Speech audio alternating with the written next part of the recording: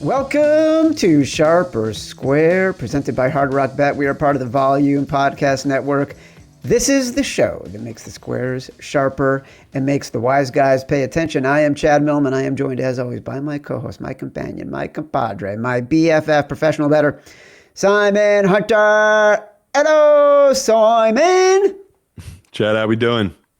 I felt extra excited to introduce you today. Fired up, week 11. Week 11. That doesn't fire me up. That just makes me sad. It makes me sad that we're at week 11, that we're in double-digit weeks, that we're staring down the barrel of the end of the season. That just bums me out because I love football. This is our week 11 episode. We're going to narrow down the options to get to our final five. We're inching our way closer. Remember, subscribe to Sharp or Square on YouTube, Apple Pods, Spotify. But first, every single week, Simon, the wise guys listen to the show. And every single week, they've got opinions about what we are saying, where we are leaning. They like to tell us what they think about everything we discuss. So let's get right to it. It's time for Sharp Calls. I have to answer this phone. Yeah, it's been a crazy week, Chad. Honestly, a lot of calls about the different matchups, and obviously the conversation we had. And the biggest one I got was our love for the Seattle. We're way off. Gotta get on the Rams. So that's definitely a game we're gonna have to talk about. By the way, I'm so glad because I was having a change of heart yesterday, and I like it when everything lines up for us. Yeah, so definitely a game we're gonna need to talk about. Rams. Another game we might be missing on, or just I personally might be missing on. Panthers, tons of pros. Love the Panthers there. So maybe I can just avoid that game. Another game maybe I'll just avoid. I really like the Bucs. Tons of pros I've talked to really like the Bills, and they have some good arguments about why they like that spot. But maybe we'll go against them together, Chad. I don't know. We'll see with that game. But a lot of back and forth about just the pros loving the Bills there, and that's what's holding that number. Because I thought this number would be 4 by this show today. It's still 5.5. So a lot to talk about that one. Games that I think we got a lot of love and agreement on. Our Cleveland game. I mean, that game, Boom! We could have just walked into it as well. I know that full well. We didn't know Lamar had a bad knee. So we took a number, took a spot. Hopefully, Lamar is all right. Wouldn't mind him missing this game for me and Chad, though. And we have an 8.5 because this would definitely drop to 4.5, 5, or maybe even 3.5 if he is out. Tons of love for that one. Denver as well. Tons of professional love. Not a shocker there. Another game, actually, I was pretty shocked. I thought it was going to be a tons and tons of Eagles love. That Lions-Eagles game is pretty split. I know some pros on both sides. So that number has touched 3 at a couple places and then immediately got hit back to 2.5. So a game I thought would be all pros and all public, really split, right? Public would be all over the Lions. Pros would be on Eagles. It's not really looking like that way. So interesting game. And another game I'm kind of left on my lonesome, Chat. I thought the pros would be all over this Raiders game. It just might be me and 3 other guys. I don't think they trust this Raiders team. So yeah, I'm not didn't get too much love for that one. Maybe it's because it's the Monday game, but not too many opinions either way on that one, honestly. So I've had a couple people ask about that. Why do I love it so much? It really is just about the number and that Dallas team. But I get why people are so weary in this matchup. All right, let's get into it. Let's first talk about Cincinnati at Pittsburgh, which no one has mentioned. The line's been generally holding at 5.5, bumped down to 5 at Hard Rock Bet, but I'm seeing other places where the juice is indicating it's going to go up to 6.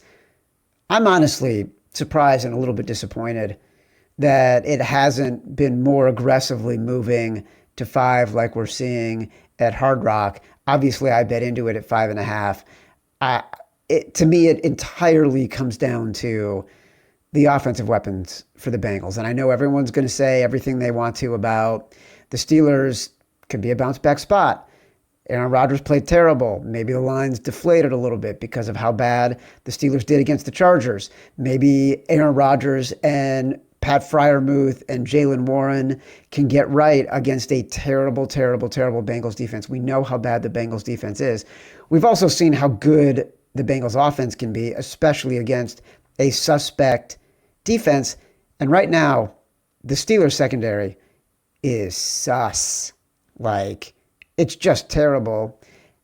How are they going to defend against an exceptional group of receivers and Joe Flacco, who he's ageless?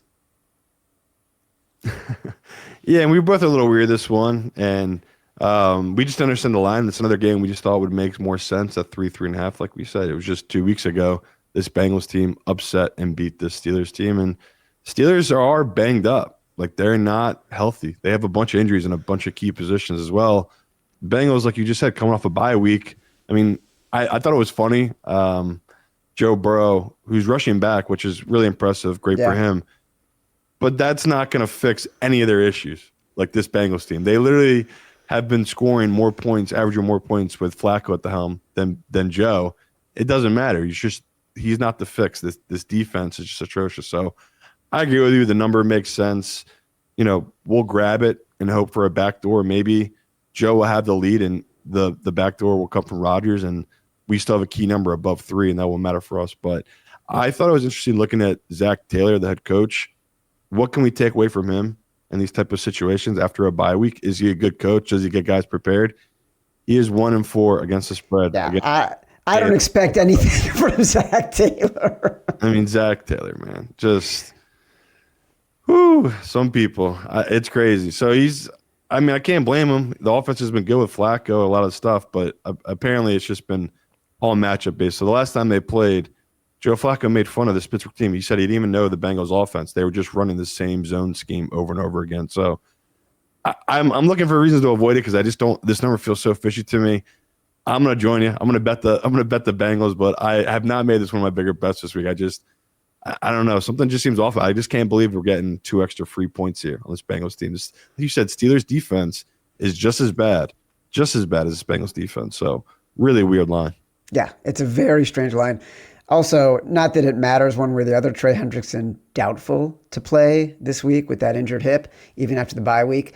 When you say that about Zach Taylor, I'm just like, I don't care. Like, he's so... It just shows how atrocious he is. He comes out of a bye week.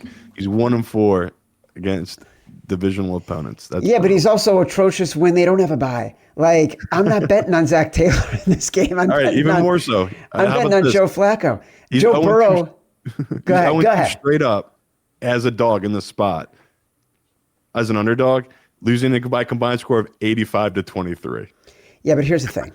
Honestly, I'm just trying to make it so we're protected here. I don't know if we're going to make it one of our 5, but I don't know that we're going to make it one of our 5 either. But Zach Taylor just never entered the equation for me in this. It's similar to what that Mike Tomlin didn't enter the equation, even though, you know, historically we'd want to fade Mike Tomlin as a relatively big favorite at home in the division. That has tended to be where he hasn't coached as well, right? And where the team has had a little bit of a letdown and they played down to the level of their opponent. This is entirely... The number's actually good here for Tomlin. Like, historically, him playing a divisional opponent after a bad loss on the road, coming home as a favorite, he actually does pretty well. But I agree with you. I just do not like betting Tomlin as a big favorite. Yeah, and I'm just betting Joe Flacco's playing so well. Joe Burrow's coming back early because he's worried about his job. That's what's going on here. And I think we both know that's another Flacco stat. He's 9-4 in his career against the spread as an underdog against Tomlin. So he always performs well against Tomlin. Tomlin even said it so much that it was the boogeyman. He could not believe he had to face this guy again and getting him traded in his own division. Yeah, that includes when they played against each other in Pee Wee football because they're basically the same age.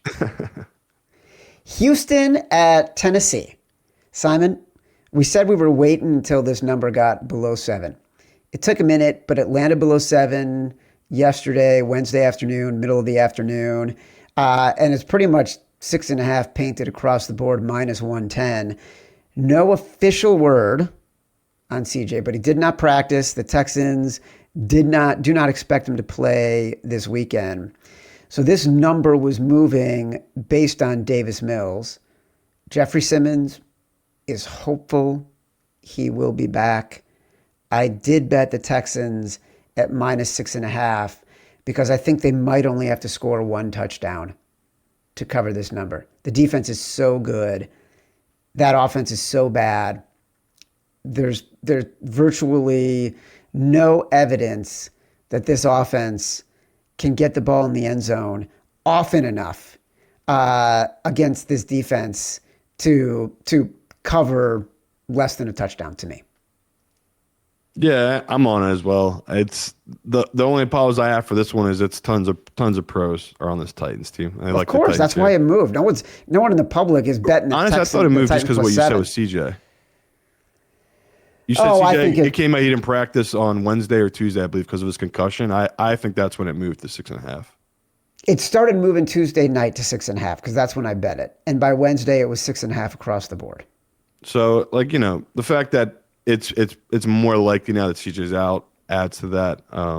You're looking at the early money here, and it is on Tennessee. So it looks like the public is joining them, which makes sense. It's Davis Mills on the road as a 6.5 point favorite. So I get where they're coming from. I think we both agree we're taking this position for the fact that we trust this defense, but interesting number movement. I don't want to tell people to bet it or hammer it now because it could drop. If it is official, CJ is out. Maybe this does get to 4.5. Like this number does keep dropping. There's no way. I know. I thought that too, but I was shocked it moved off the 7 once the CJ concussion, no practice. Because I was not expecting him to play this week anyway. So yeah, but if it was going to move, it would have already been a much more aggressive move in the past 24 hours from 7 to 6.5. No, this is a fair hedge by the books. Because it's gone under the key number now where they're taking tons and tons of bets, and I'm sure moneyline parlays and teasers now on this Texans team, but they're fine with that position because they're in the background. I think they're saying, well, we think it's probably going to be Davis Mills. That's why I thought it was big. They moved off the 7. So yeah, I'll be patient with this one. We'll see where it goes. But like you said, we're both on the 6.5. It's just the more I think about it, it's like me and Chad can be forced to watch this game and bet on this game. I don't know if we're gonna have to make this one of those games because I don't know how much I love the number with Davis Mills. Well, we're of course going to be watching it. It'll be in the multi-view. There's no chance. I'm not. This is my multi-view. There's so many good games. I know, but the problem is we have money on it. I'm not saying it's going to be in the contest. I'm just saying we have money on it at this point.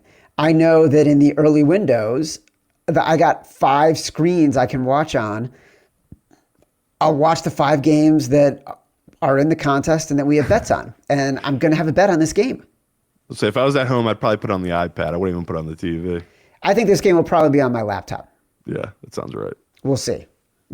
I mean, I know for a fact Baltimore-Cleveland's going to be on there. I know that Cincinnati-Pittsburgh's going to be on there. So we'll see. Simon, I want to talk about the Green Bay Packers as 7-point favorites at the New York Giants, because on Tuesday we talked about the Packers and you had a slight lean to the Packers. I was wondering why we would even try to make a decision. We didn't know who was going to be quarterback. Now we know. Famous Jameis Winston is starting for the Giants on Sunday. Russell Wilson has been demoted to 3rd string, and Russell Wilson is now doing videos on Cameo. He's made $300 million in his career. He's doing videos on Cameo. Yesterday, at his press conference as the number 1 quarterback, as QB1, Jameis Winston gave a virtuoso performance, including a Broadway musical interlude. Matt Mitchell, roll it. I want fans to know that I'm going to do my best. Obviously I'm going to have fun, but I'm going to execute, have a surgical execution, and just play ball, man. This is something I've been doing since I've been 4 years old. Now I just get to do it in the greatest city in the world. I'm going to be saying it with my son. It's the greatest city in the world. Yeah, that's a Hamilton reference if y'all don't know. And a 10-year reunion. Yep. I mean, come on. Him acknowledging Hamilton's 10-year anniversary, he's a legend. It's like Jameis is everything you love about betting. You and I talk about this all the time. You love the roller coaster of betting. I love knowing that I've got the win in the first quarter. And then relaxing the rest of the day. I want to be right. I don't want the emotion. You want the emotion. Jameis is your type of QB, dude. It's like all the betting. How do you not put in a small taste on Jameis? He is the full experience on Sunday. The oh no throws, the oh yes throws, the holy shit throws. Simon. Jameis. A little taste. Come on. Yeah, the biggest sin in life is that Jameis is not like a top 5 quarterback in this league. He has so much personality. We just don't get from quarterbacks, right? Most quarterbacks are just robots, which they should be, right? They're protecting their brand.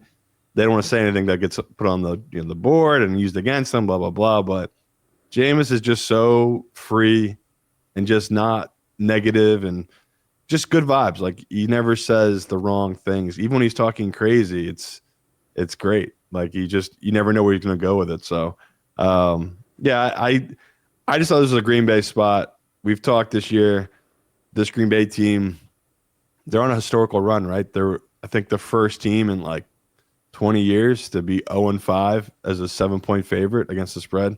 They've yet to cover the season as a 7-point favorite. So the public's on the Giants. The pros they're joining them. This is going to be a huge, huge bet. All the teasers, all the money line parlays of this Packers team, because everyone's like me.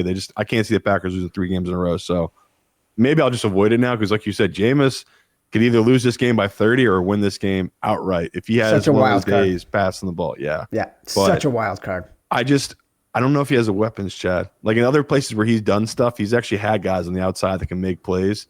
He does not have that in this scenario. And he's going against a really good defensive front. So I'm still on the Packers, but I get it. I get where you're coming from. You want to be on the Giants and it's fun. I can't do it. I just want to put us on Jameis. Like, he's won us so much money over the years. Yeah, we won betting against him though. And then he's lost us so much money over the years. Last year we had a pretty good run of like betting on Jameis at the right time and betting against Jameis at the right time. And this just feels like a bet on Jameis. And I'm kind of bummed that he stayed in the NFL because I think he'd be so good as a broadcaster, analyst, full-time social media influencer, whatever it is. Oh goodness, Simon. This is going to be on the TV just to watch Jameis implode or blow up the Packers. Either way. All right, let's talk about Tampa Bay at Buffalo. I mentioned this the other day. I think we've underestimated how much Bucky Irving means to the Buccaneers, because we've continued to want to bet on the Buccaneers and have bet the Buccaneers, including last week against the Patriots.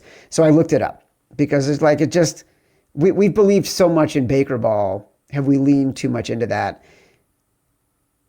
The Buccaneers were running the ball 38% of the time with Bucky Irving. Now they're doing just 25% of the time. And that impacts everything, right? They have fewer explosive 10-plus yard runs.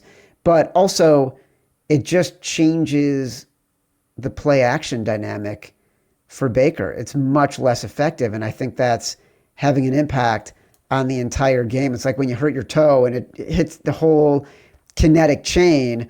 I think that is really a big issue for them. We were wondering why the wise guys might be all over the Bucs. I don't know all the reasons, but I look at this and it makes a little more sense to me right now. Honestly, it sounds really simple, but this Bucs team, to me, the big difference has been Baker hasn't scrambled in about 3 weeks now.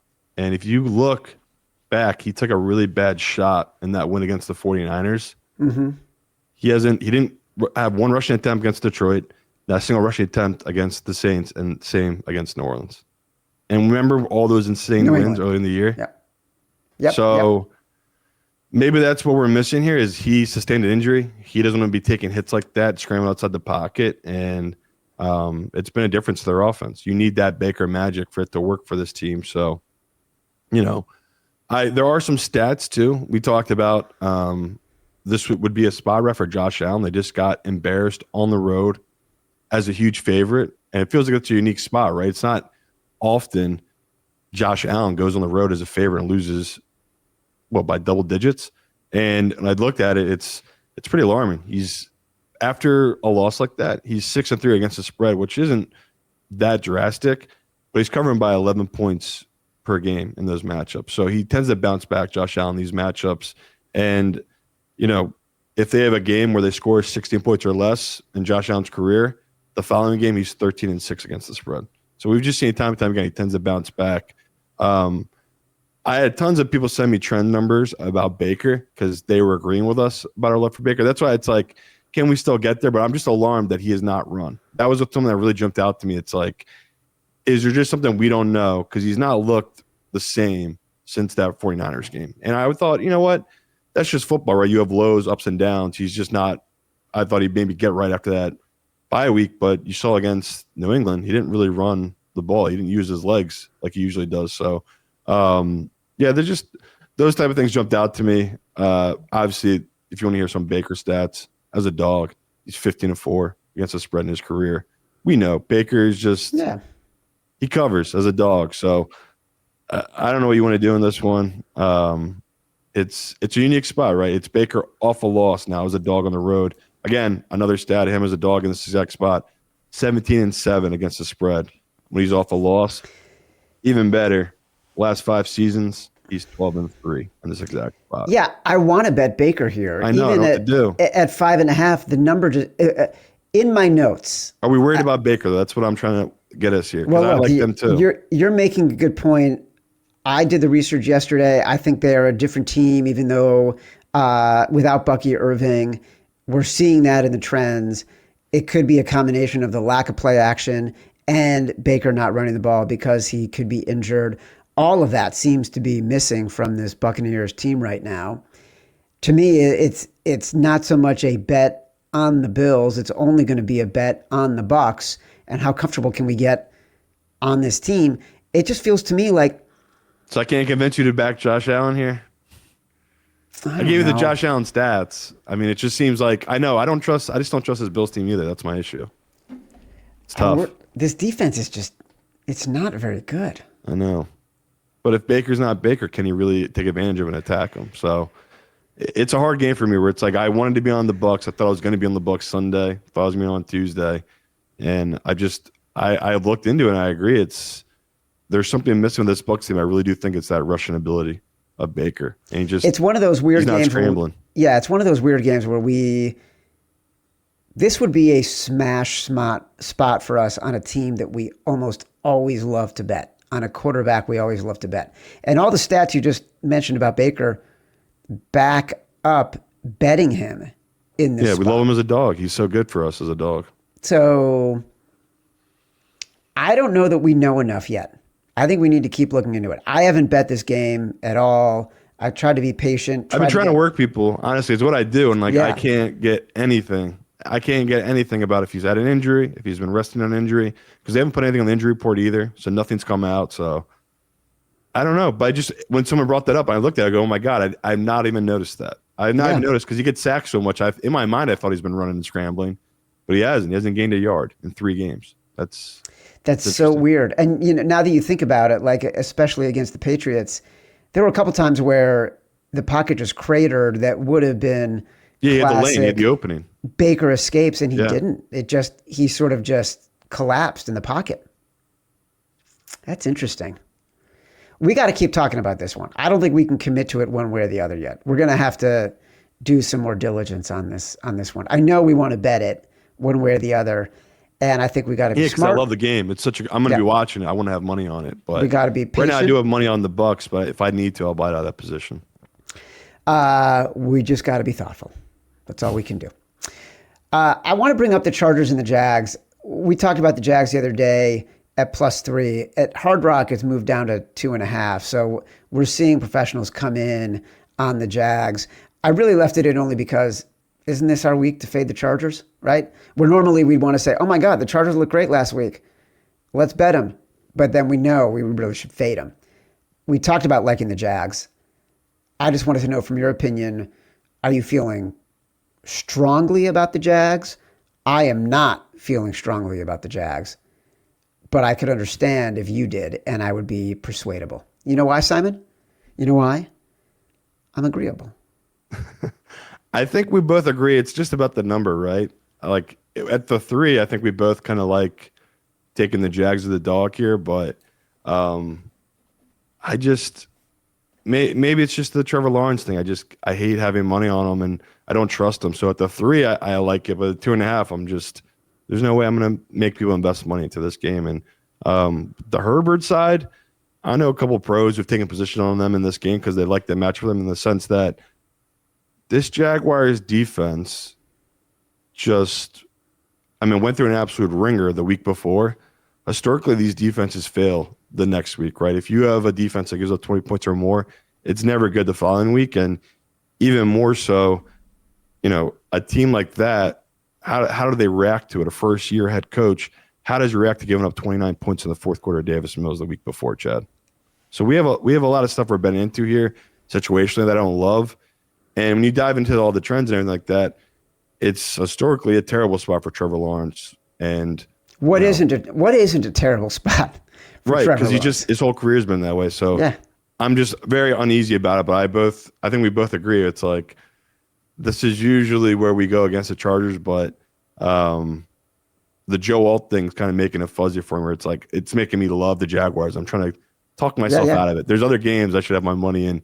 Don't go too heavy on it. So, like we said, Hard Rock right now is -2.5. To me, that's a Chargers line. If you want to take a position on it, I won't fault you, but I'm going to be on the Jags +3. That just feels like the smarter side. With I just don't know how Herbert's going to be against a front, and in a matchup that offensively, I think if Trevor Lawrence can move the ball downfield, this should be great matchup, but he might be down as number 1, number 2 receiver again, Chad. It's a big deal. Right. Brian Thomas Jr. might not be playing. No. Travis Hunter is out for the season now with a knee injury. Who could have seen a slightly built two-way player not being able to make it through the season? That seems crazy to me. But he's Ohtani, Chad. Yeah, he's Ohtani.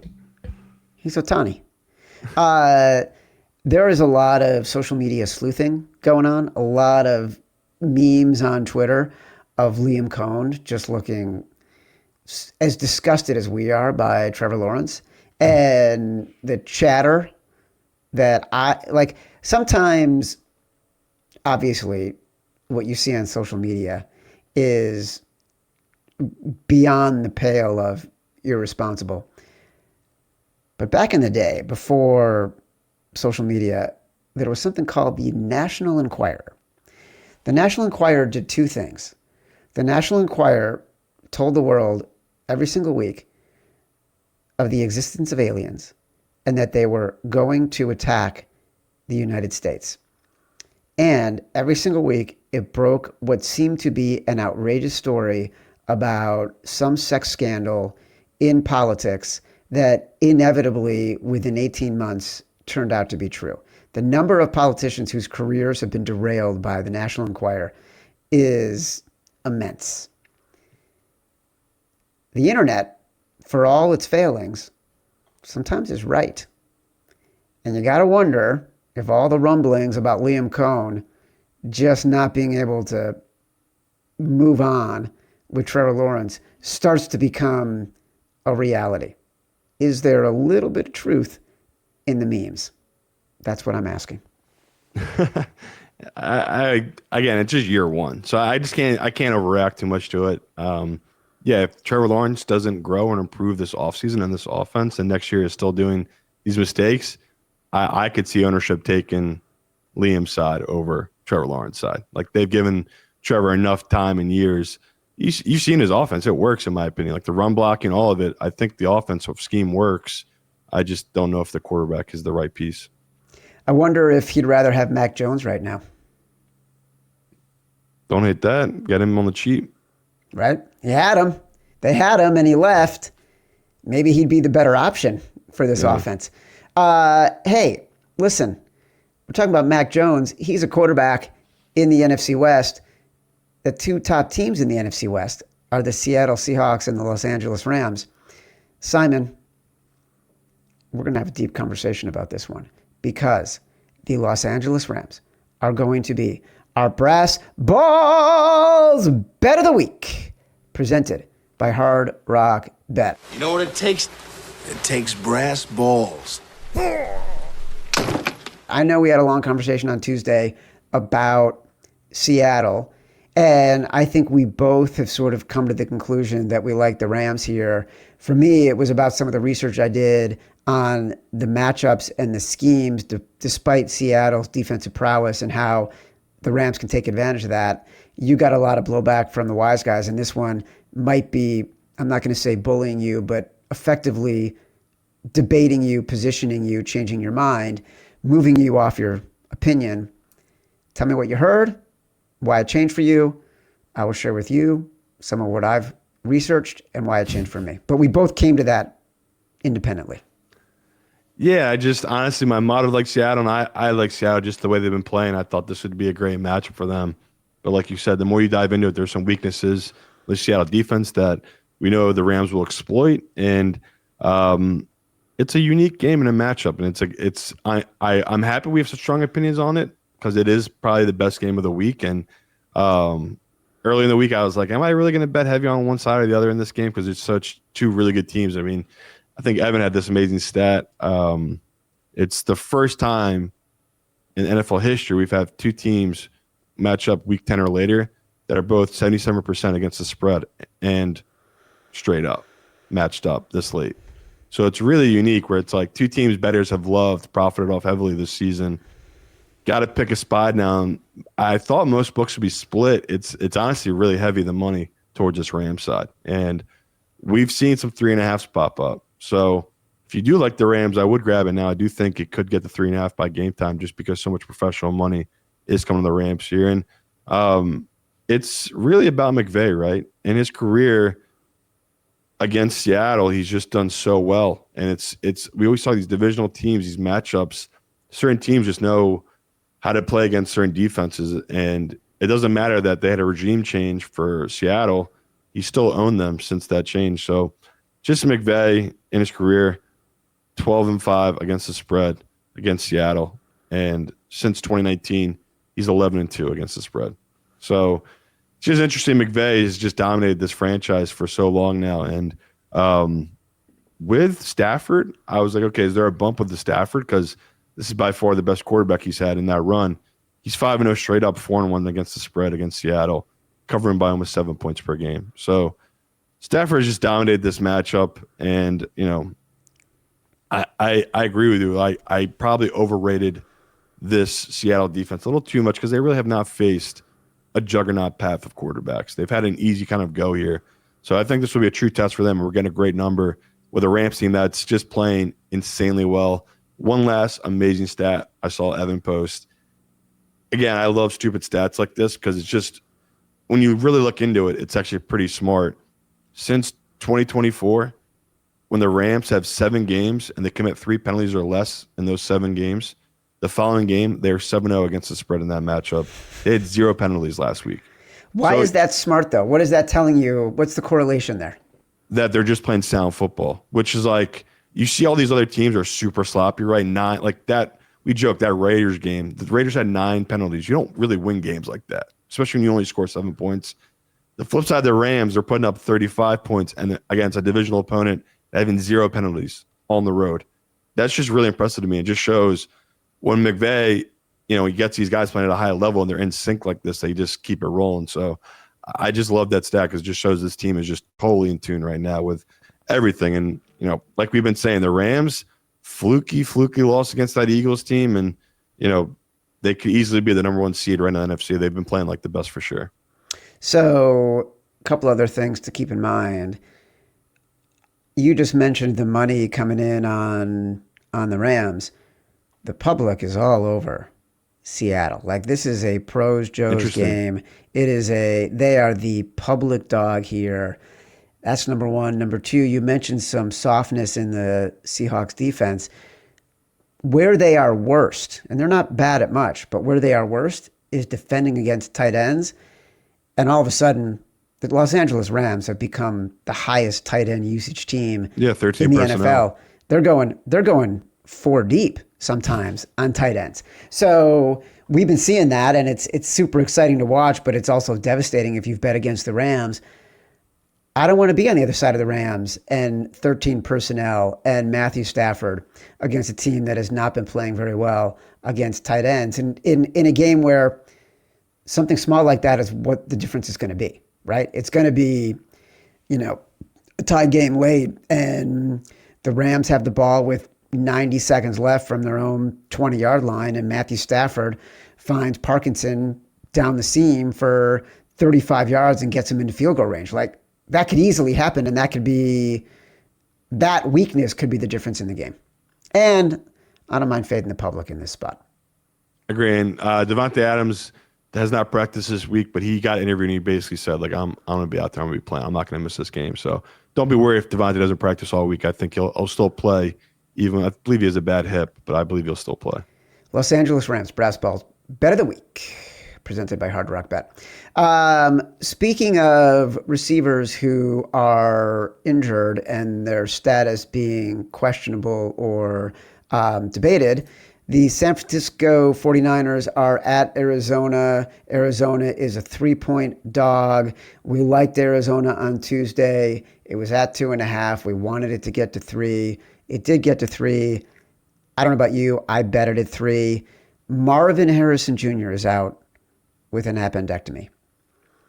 I don't think that matters to me. This is about Jacoby Brissett and Trey McBride, and we're just talking about tight ends and a Niners defense that cannot rush the passer right now and has at the center of its defense a new signal caller replacing Fred Warner, who's played well, but it's still different when you're playing against an all-pro tight end, caliber tight end like Trey McBride.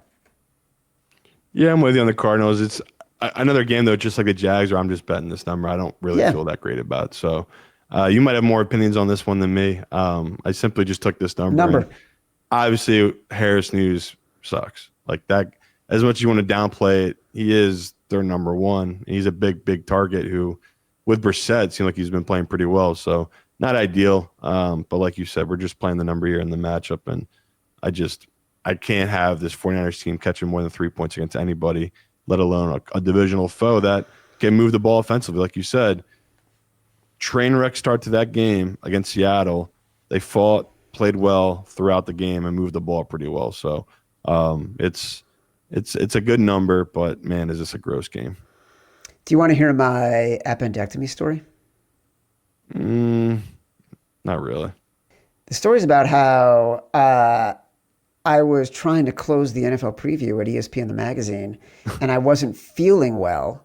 And for 2 days, I stayed in the office, barely leaving, because my boss at the time, it was the first NFL preview we were ever closing, and my boss was like, she was like, you don't look good, but we really need you. You're running this issue. We need you to be here to close it. I am under my desk. I had to be removed and taken by ambulance to the hospital for an emergency appendectomy, which I stayed in the hospital for 10 days after. Oh, geez. Did you not know this? Yeah, because I was closing the NFL preview for ESPN the magazine in 1998. But here's the kicker. After the surgery, we had our reviews, and my boss at the time, who I ended up quitting ESPN the magazine because I just could not stand her. She was one of the worst people I've ever worked with, still to this day. Horrible boss, stole every idea, would not give me any help with assignments, did not try to grow me in any particular way. In my review that year, she gave me the equivalent of a check minus in Disney grading rules for attendance, essentially, at work. And I'm like, what do you mean? She goes, well, you were gone for 2 weeks in June. I'm like, that was my honeymoon? I had just started 4 weeks earlier and everyone knew I was getting married. She's like, and then there was that time in September where you were gone for 2.5 weeks. I'm like, when an ambulance came and took me out because I had an emergency appendectomy? The point of the story, Simon, I played through it. Did you though? I don't know. It seems like the appendix won. I closed the issue. It put you down for 10 days. I closed the issue. The point was I closed the issue. That reminds me, I had a buddy with basically the same thing, but unlike you, he was it was college. He was boozing, drinking. He goes, I think something's wrong. Is it the same thing where it's like right down, like above the crotch, like below the stomach, kind of? Yeah. So basically, same thing as you, where you probably had like a sharp pain in that area. Yeah. And he can't. He basically couldn't stand up. Right up part, he says he can't stand up. He's in so much pain. And I go, dude, you should go to a hospital if you're in that much pain. He goes, but I feel fine sitting here. It's just when I stand up, I can't stand up. And basically, a buddy put him on his shoulder and carried him down the street to a local doctor that took him to the hospital. It doesn't sound like he was so committed to his job. He stayed at the office for 2 days in agony to close the NFL preview issue. We haven't even really talked about the time that I wrote a cover story for ESPN the magazine after I had broken my back in a cab accident. Next time. We'll get to that one next time. Baltimore at Cleveland. This one was Chad's choice when it was 8.5.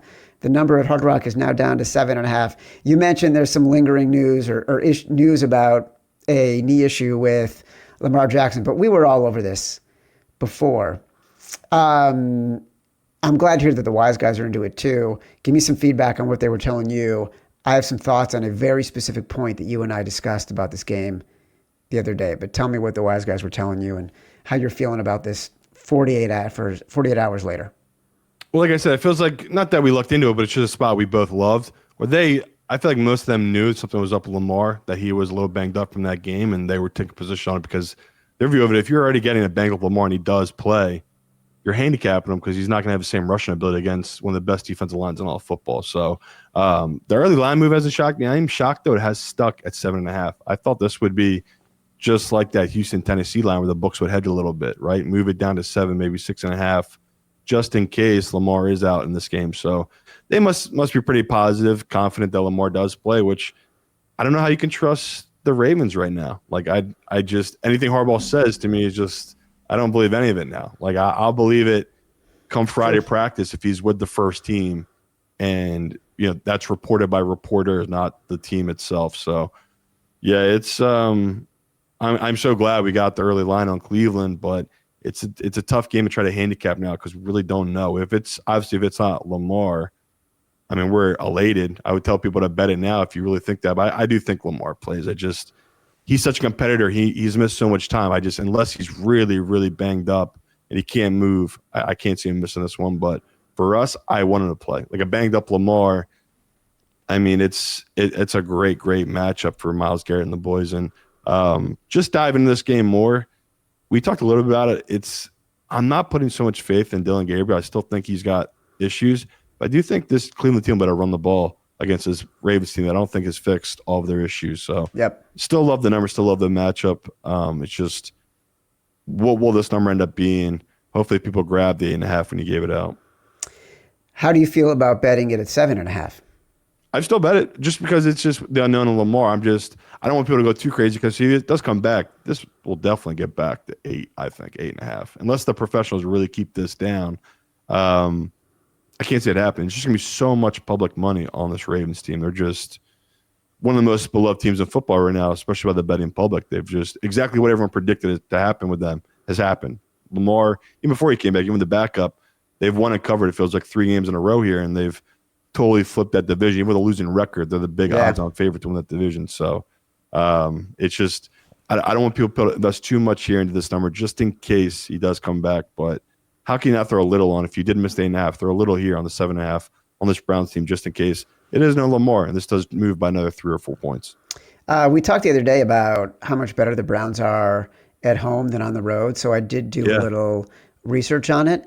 The Browns at home, since the beginning of last season when we really started to notice this trend, give up 20 points per game at home, 29 points per game on the road, so 30% less at home.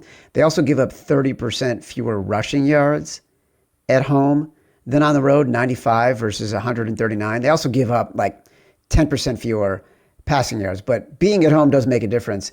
We talk about it all the time. It could be the grass. It's obviously there's nuances of playing the at weather. home. The weather certainly makes a difference.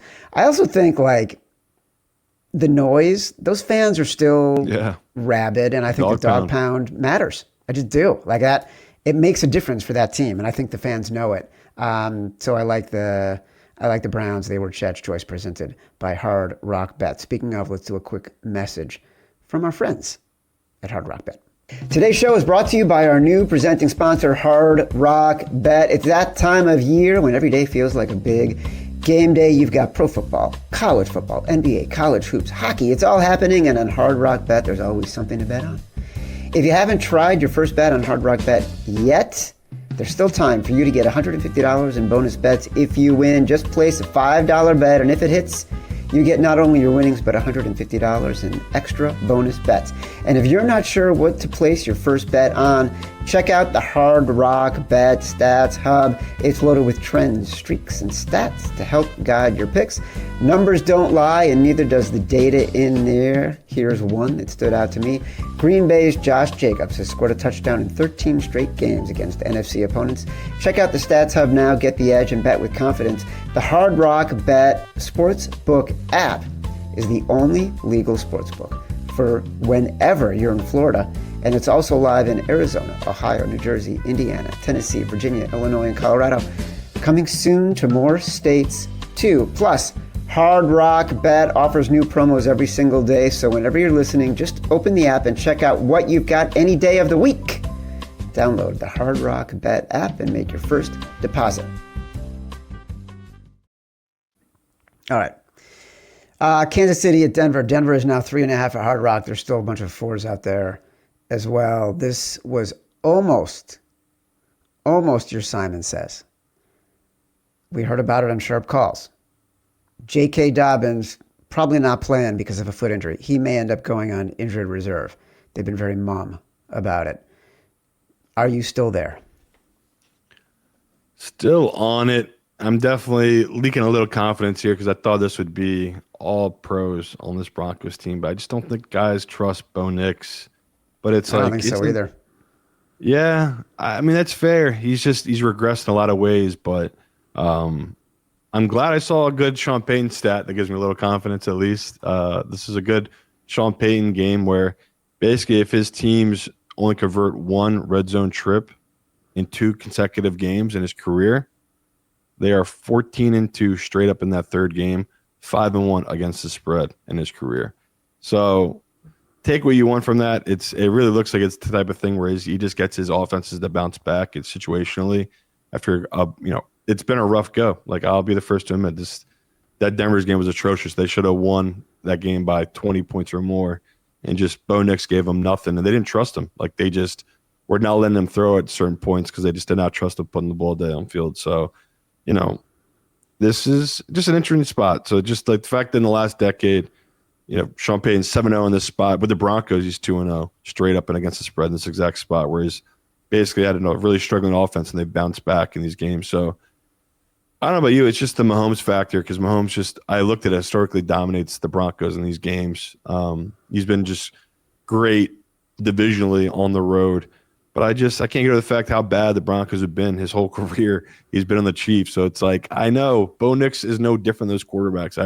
Maybe I'm overrating him still too much, but it just feels like a lot of points for this Chiefs team going against a really good defense where I have some questions still about this Chiefs defense. There's still some ways I think they have holes that teams have exploited, and the biggest one would be passing downfield against them. So I know. That's why I didn't make it sense. I didn't want to make people invest once again in this Broncos team. I have some other gross dogs I like better than this one, but I'm on it. I've taken a pretty large position on it at this point, but maybe I'll temper it as we head into the weekend. I won't be put too much in because just the thought of Bo Nix is making me sick. Yeah. I feel like every time Bo Nix starts, he's so amped up he could throw the ball through a wall.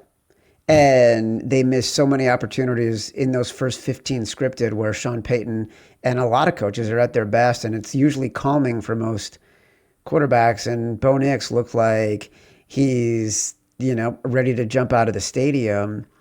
And I also worry this defense without Pat Surtain against the Chiefs, that's a different kind of test that they haven't really had since Surtain was out.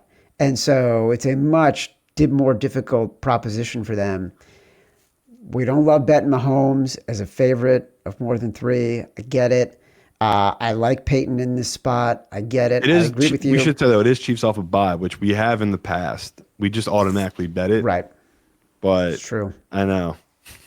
I'm not going to lie to you. I'm not bought in on Denver at all here. I have not bet it. Even the other day when, it's at 4 and you're hammering it. And Can I give you some defensive stats that might help a little? Okay, let's hear. Let's see if you can I'm with you. It's just like I'm trying to find a reason there because it's just this number. I just can't get over it. But defensively, just give me a reason. Defensively, they have 40+ sacks, and this season they're holding opponents on third down to less than 3% conversion rate. They're the only defense to do that since 1990, other than the 2000 Bucks. You remember that team, right? So I do. It's like Covered that Super Bowl. Nice. Yeah, it was a sick one. I look at this and maybe I'm betting the defense here, like that Houston game, and I got to stop thinking about Bo Nix, but we're going to need him to make plays. That's the hardest part here. It's like you're going to need him to show up. It's just brutal. So, yeah, I don't know if I'm going to force him to be one of our 5s this week, if I'm really going to be like, Chad, you got to take this one.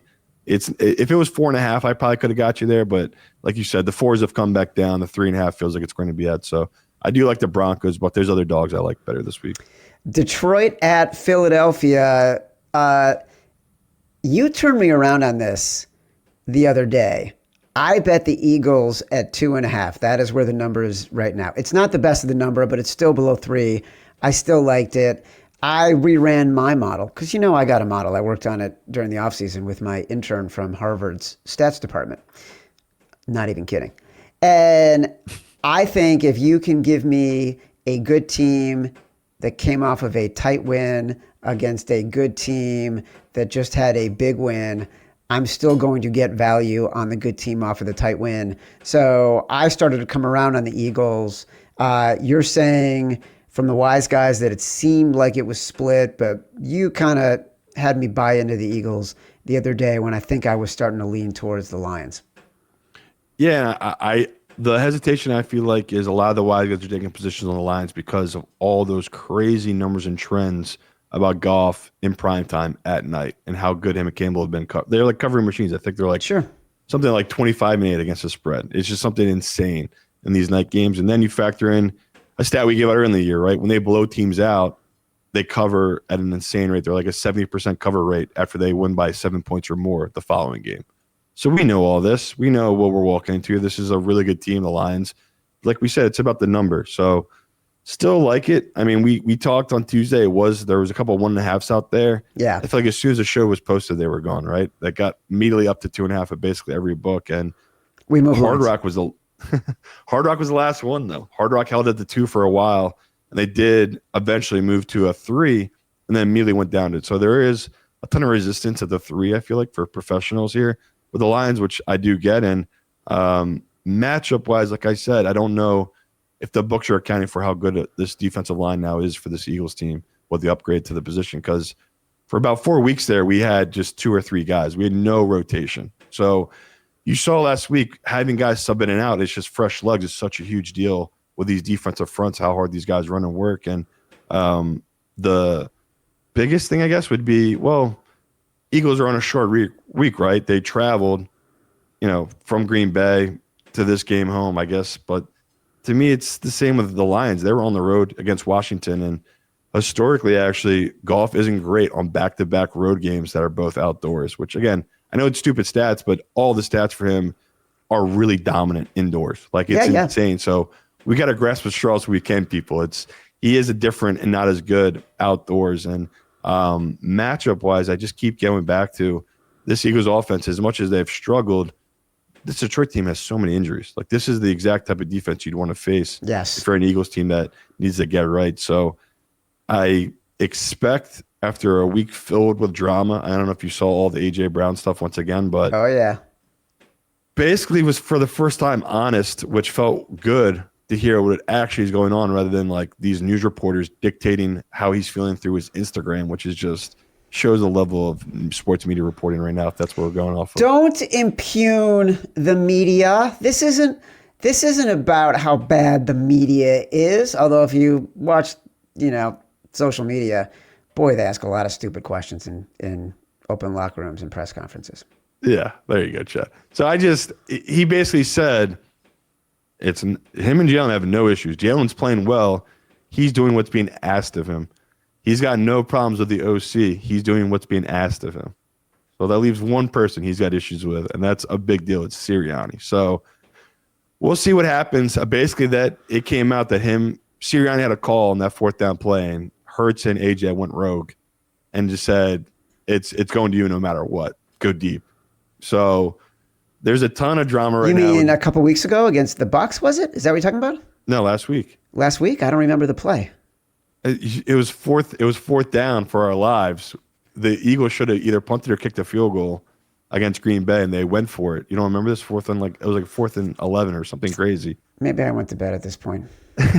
Well, he took a deep shot to AJ, and it was incomplete, and they left basically 30 seconds left for Green Bay to maybe tie with a field goal to end the game.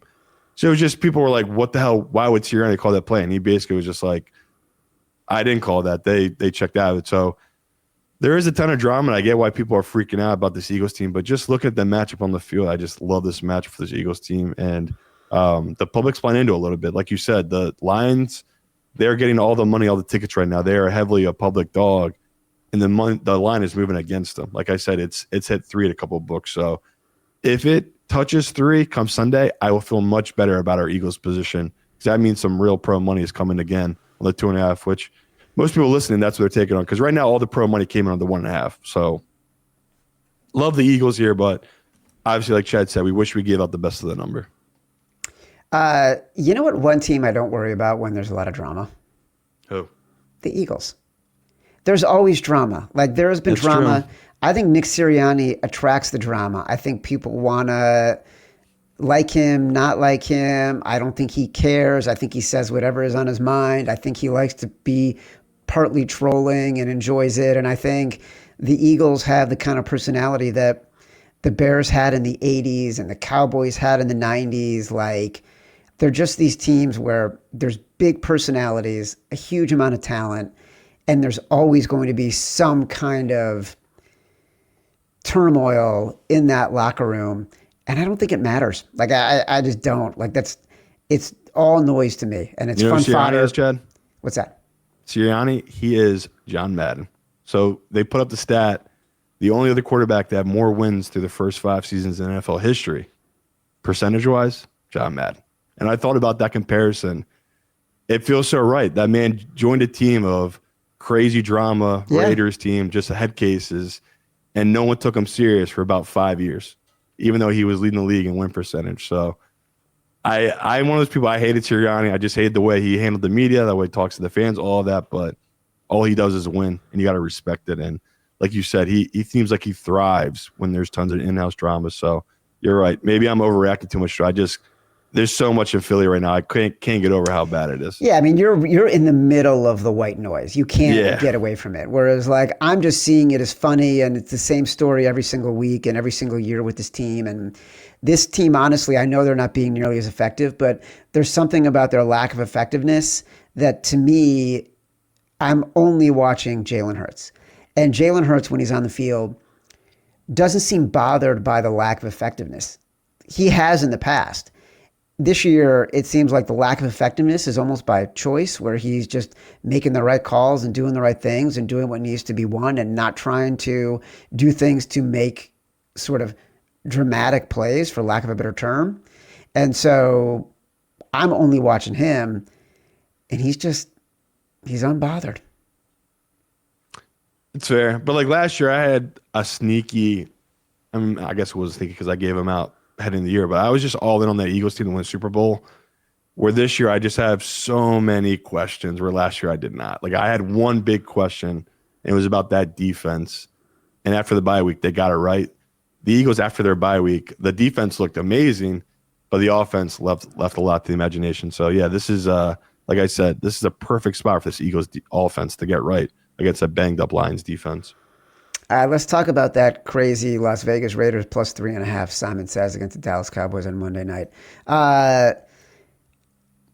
You got to want this. You really got to want it. Explain yourself, Simon Hunter, on the Las Vegas Raiders. I still love it. The pushback I got for people, the pros that have talked about this one, is that Cowboys did get people back to their defense that are coming off injury reserved, and could that be a big upgrade for them? Sure, but my argument to them is it's like trying to fix a hole in a sinking ship with truly a Band-Aid. Like they have so many issues. Their top corner, Bland, has no legs anymore. He has no speed, like something that made him so special from just having a couple injuries. He's lost it. So I just love this match for this Raiders offense wise. I just think this is the perfect team to match up for them. And defensively, you've seen the Cowboys have struggled this year. It's when there's facing against a good pass rush. So to me, Max Crosby, I don't want to give too much credence to podcast people, but because, every week I'm sure he might go on his podcast and say stuff. But I saw this week, he's basically playing all these clips from people in the media trashing him, saying how bad he's been and how that loss was on him, like he did nothing in that Denver game, and they can't stop the run, everything like that. And I just love that type of thing for him where he's just going to be a mental case in this game. So it's shocking to me that there's no pros on this Raiders team yet. But like I said, maybe Sunday morning, I'll have more guys join me. But it's just because it's the Monday game, I feel like it's either been, from the pro side at least, they're taking the Cowboys or nothing at all at this point. All right. We got a lot to discuss. Well, you got a couple games you missed that I like. Oh, tell me. What'd I miss? Where are we at with this Panthers team? I told you, I got a lot of calls about it. You know what's funny? Are we missing it here? I wonder if we are too. I was actually just scrolling through because I was looking ahead to our underdog parlay, and the Panthers jumped out as a team that we would want to put in as the underdog parlay. And obviously I've got trepidation because of what's happened with Bryce Young the past couple of weeks. He just hasn't looked good. Fair. But I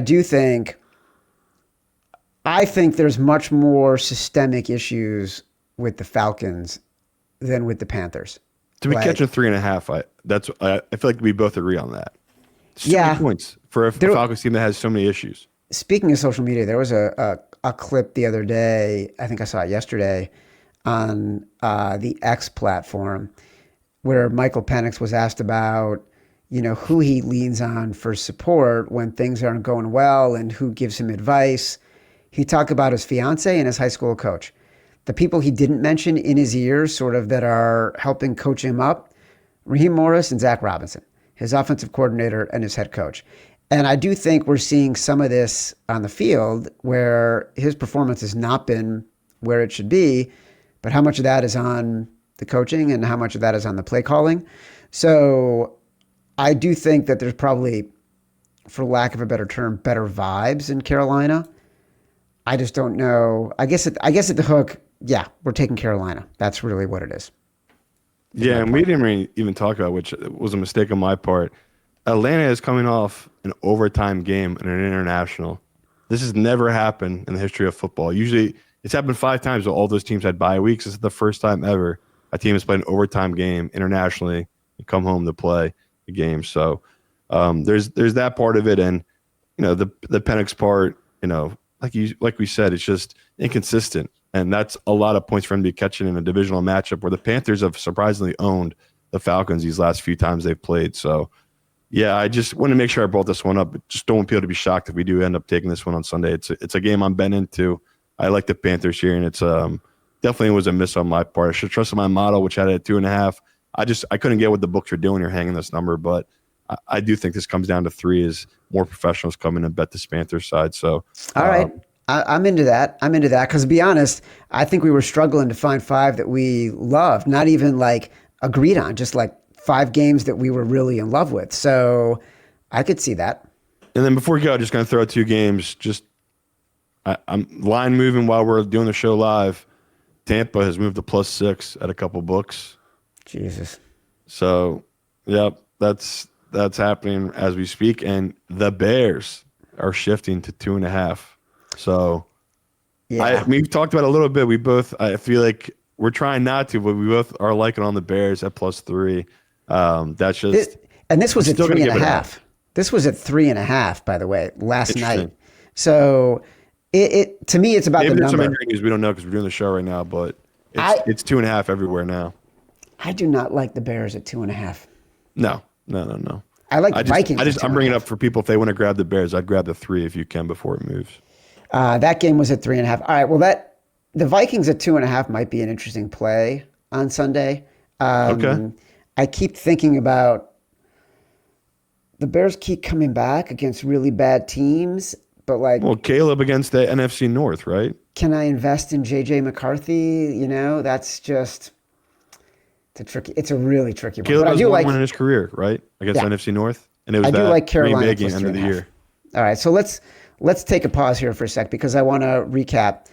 Cincinnati plus 5.5 is a game we're both going to be on. Houston minus 6.5. The Bucs are now a plus 6. That's scary. I'm glad we really haven't bet that. We know we like the Rams plus 3. We know we like -3. minus 3. We know we like Cleveland plus 7.5, plus 8, plus 8.5. We think we like Philly minus 2.5. I don't love the Raiders, but I do like the Panthers a lot. No, I get it. The Raiders are tough, man. It's tough. Raiders But are it's just- tough. You Raiders gotta are tough. bet it. You gotta keep fading this Dallas team as a big favorites. It's been profitable this year fading them. So we got some decisions to make on Sunday. Give me your biggest bets right now. It sounds like Panthers might actually be in there. They're getting there. Like honestly, I really took a heavy position on Cleveland, like we talked about. I really thought not that number was going to come steaming down because of what we were talking about, but got very lucky that I bet it before all the Lamar news. Still like at 7 plus 7.5 as long as it's above the 7. Rams keep hitting it. Like I got tons on 2.5, a ton on -3. If it gets to -3.5, I'm not going to be that invested into it. It's all about the number here. So if it stays on the 3, I really think that'll be one of my bigger bets come Sunday. And I'm probably going to get there. On this Eagles team. Right now I haven't taken too big of a position, but it's just so I thought the 1.5 would pop again. So I'm going to try to be patient on that one, but it seems like it keeps getting to the 3. It's not going the way I wanted to. So I might just have to suck it up and just take the 2.5 on this Eagles team. All right. Let's do a 3-team parlay for underdogs. I would do Carolina. Mm-hmm. I would do Gotta do Cincy. Cincinnati. Yep, that was on my list. Plus 200. Yeah, and I wouldn't do the Raiders. I think. Should we do I hate them so much, but should we do Cardinals? Well, we didn't talk about the Cardinals. No, we did briefly. I know. Really for the fun. I'm not five. crazy about it, but I'm like it's either them or the Jags. This is a good home dogs. Let's You want Brissett or Trevor? Let's do the Cardinals. All right. So 3-team parlay: Carolina, Arizona, and who else did we say? Cincinnati. Right? Yeah. Favorite parlay: Gotta go Ravens. Rams, Ravens, Ravens, Houston, Green Bay. Green Bay. And who's our last one in? Should we do it's tough, but it'd bring the juice down first a little bit. Philly. I was looking at Philly. It feels like we could probably avoid that anxiety a little bit, can't we? What, Eagles? Yeah. Speak for yourself. Well, give me some other favor you like then. We can't go another high favor. We got to go something low. No, that's what I'm. Juice.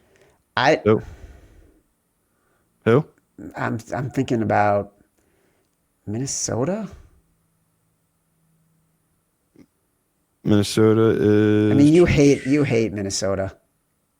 I mean, I don't hate it. I guess it's like you said. I've just been so all in on the Bears. I don't know if I want to go against myself. All right, fine. Let's do Philly. Let's do Philly. All right. Okay. Sharp versus Square. You won last week. You had Just dominating you, Chad. You got to get it together, brother. You had Dolphins plus 9.5. I got to go with my guys, I guess. Give me Panthers plus 3.5. All right. Then I will take. Give me Houston. Houston. This has been Sharper Square, part of the Volume Podcast Network. We'll be back for more Sharper Square on YouTube on Sunday morning as you eavesdrop on an intimate conversation between me and Simon, in which we'll make utterly painful human decisions in a total panic that we will regret. the rest of the day. We'll be back on Sharper Square YouTube Sunday night, 7:30-ish, to recap all of that misery. Watch or listen on YouTube at Sharper Square. Like the video, subscribe to the channel. Also download us from Spotify, Apple Pods, wherever you get your pods. Rate, review, subscribe, say whatever you want. Feedback is a gift. Until next time, love you. Hey, let's be careful.